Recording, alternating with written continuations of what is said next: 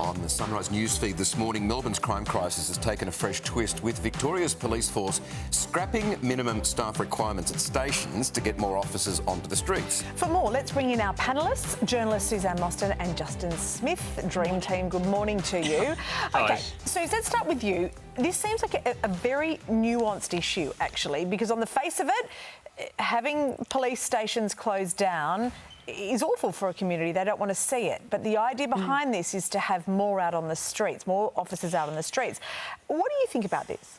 Look, I think it's awful that they're in this position, because obviously in a perfect world, ideally, you would have adequate numbers of both. But we know through vacancy rates and attrition that the police force is in a critical shortage. So it's how you best deploy your resources. Do we all want everybody on the front line? No, we can't have that, because you actually need to have fantastic community policing. It gives a sense of community, outreach from the police. It gives a sense of deterrence and community safety, and a sense that there's somebody on my block who I can run to, turn to, the lights are always on, and they're going to hear me, which is very different from frontline policing. It's a Hobson's choice. How, if you don't have enough numbers, do you move around your pieces to best effect? Yeah, Justin, to Suze's point, though, it's ignoring the underlying problem of just understaffed police service. You might have read this already. London's been down this road where they started scrapping minimum staff requirements. Then suddenly there was no one at the front desk of a cop shop. That's where it's a safe haven for some people, particularly women escaping domestic violence. They can go in, they can talk about it and report it. Then suddenly it's not reported. That person's ignored. This is a problem. It's not there anymore. And you know, there's people like the homeless who don't have a phone and can't call 000. And knowing that there is a police station down the road from them that they can go to is an important thing. But I mean, the prioritising behind it is good, because visibility in Victoria with the police has been a huge problem for the last few years. I mean, I'm not exaggerating this, but you could drive around for a couple of months without actually seeing a police car pulling people over and being a police car. And you can walk down the streets of Melbourne without seeing police on the beat. So there was a huge problem with not having visibility. And look, I know we don't want to see police stations closed, but probably the most important thing is if you call 000, someone's able to turn up and that the police are being seen.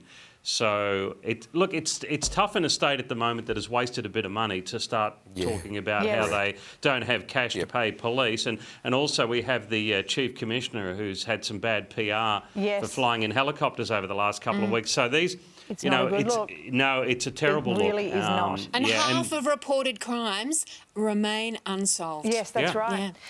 OK, moving on now, and an opinion piece that caught our eye. It's in the Sydney Morning Herald by Malcolm Knox, who is just a brilliant writer. He is. And he has highlighted the way that Australians get especially worked up over parking.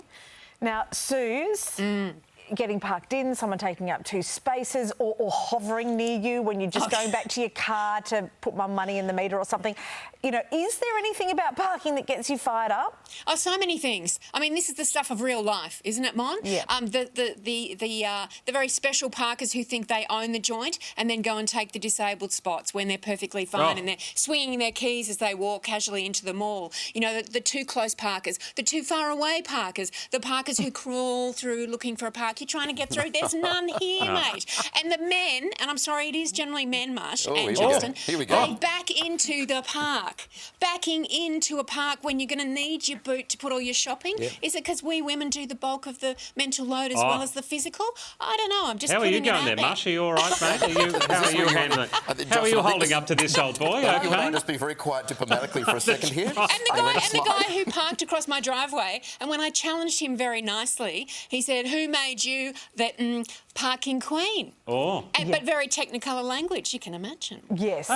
For me, it's the one when it's busy in a car park, and you know there's people going along waiting for other people to come out. It's the person that gets in and then sits on their phone for 20 minutes. That's That is the worst That of With the worst. reverse lights on. Yeah, That's the and it's one. often me. Okay, now, I thought I recognised you. I knew it.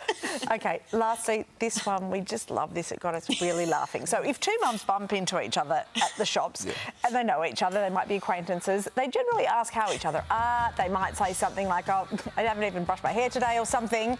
But what happens to a person's ability to have small talk when they become a dad? Yes. This meme going viral, I must have looked at this 100 times. It says, when two dads run into each other at Costco, could be Bunnings, could be supermarket, wherever, Dad one, oh no, here comes trouble. Other dad, I guess they let anyone in here.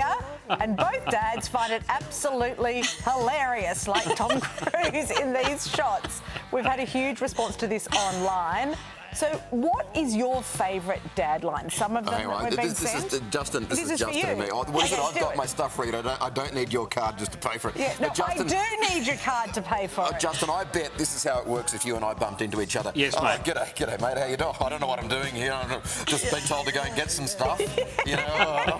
Yeah, that's Even though right. you know exactly what you got to get. We pretend to be lost. Oh, look who's been let out of their cage. Do you have There's one, ano- Justin? There's another one which is, this might be an Echuca thing. Look what the cat dragged in. Yes. No, that's big. That's big Australia-wide. And if you're at a shop, I turn to Mush and then I look at the shop assistant and I say, make sure you charge him double. That's another big one. Yes. But my other favourite is, who let the dogs out? Or when the food's brought out and they say, well, this is good for me. What's everyone else going to eat? Oh, yes. And Marsh, haven't you, since your star turn on Dancing with the Stars, I bet at least one bloke said to you, who do you think you are, mate, waltzing in here like that? Oh, yeah. No, you know what? I've had exactly that.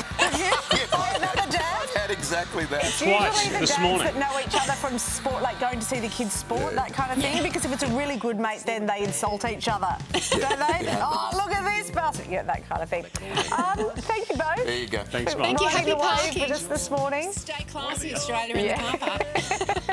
All right.